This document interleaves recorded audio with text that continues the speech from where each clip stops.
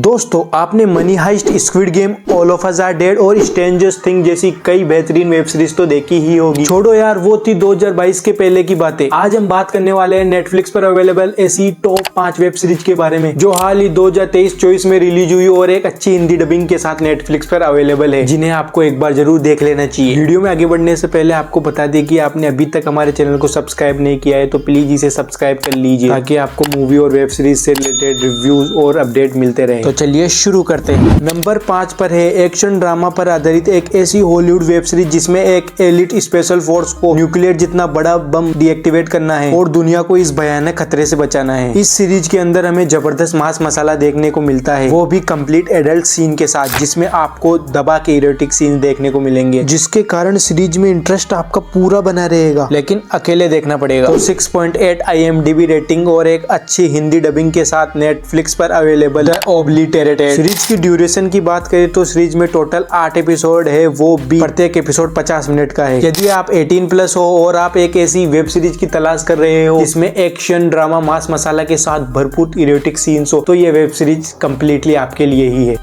अगली सीरीज की बात करें तो नेटफ्लिक्स की सबसे famous most watched series money heist का ही अगला पार्ट। हालांकि मनी हाइस्ट यही खत्म हो गया, लेकिन मनी हाइस्ट के अंदर फेमस कैरेक्टर बर्लिन आखिर इतना फेमस कैसे बना, यही इस सीरीज में हमको दिखाया जाएगा। सीरीज की बात करें तो पेरिस में एक बहुत बड़ी प्लानिंग बनाकर लगभग 44 मिलियन यूरोज के ज्वेलरी चुराने वाले हैं, वो भी एक ही रात में। कैरेक्टर्स की बात करें तो सबने अपनी जगह बहुत बढ़िया परफॉर्मेंस दी है, लेकिन सीरीज में बर्लिन की लव स्टोरी एंगल को कुछ ज्यादा दिखाया गया है बजाय की डिटेल पे फोकस करने पर। लेकिन जो ये लोग चोरी करते हैं वो बहुत बढ़िया जबरदस्त तरीके से दिखाया गया है। IMDb पर 7 स्टार रेटिंग के साथ बर्लिन, जिसे आप एक अच्छी हिंदी डबिंग के साथ नेटफ्लिक्स पर देख सकते हो। सीरीज के अंदर टोटल 8 एपिसोड है, हर एपिसोड लगभग 40 से 50 मिनट एवरेज रखता है। हालांकि सीरीज मनीष जैसी टॉप नॉच लेवल की तो नहीं है, बट अबाव एवरेज है, जिसके कारण आप इसे जरूर कंसिडर कर सकते हो। नंबर 3 पर है ट्रू स्टोरी से इंस्पायर्ड 6 एपिसोड 50 से 60 ईच, एक बढ़िया हिंदी डबिंग के साथ हाल ही में आई, जिसका नाम है ग्रिसेल्डा। यह सीरीज क्राइम ड्रामा बायोग्राफी पर आधारित है। सीरीज की कहानी टोटली ग्रिसेल्डा नाम की लेडी के इर्द गिर्द घूमती हुई नजर आती है कि कैसे मायामी के अंदर कोकेन का धंधा करने के लिए एक सीधी सादी लड़की वहां पर अपना एक बड़ा साम्राज्य स्थापित कर वहां पर रूल करती है। सीरीज के अंदर एक्ट्रेस ने कमाल की परफॉर्मेंस दी है। स्टार्टिंग के अंदर कैरेक्टर डेवलप कराया जाता है, लेकिन यह सीरीज आपको बिल्कुल भी बोर नहीं होने देती। सीरीज के अंदर एक्शन सीन ज्यादा नहीं है, लेकिन न्यूडिटी बहुत ज्यादा इरोटिक है और 7.2 IMDb रेटिंग के साथ नेटफ्लिक्स पर अवेलेबल है, वो भी एक अच्छी हिंदी डबिंग के साथ। यदि आपने बॉलीवुड की गंगूबाई काठियावाड़ी मूवी देखी है और यदि आपको ड्रग कार्टेल टाइप जैसी सीरीज पसंद है तो आपको इसे जरूर देखना चाहिए।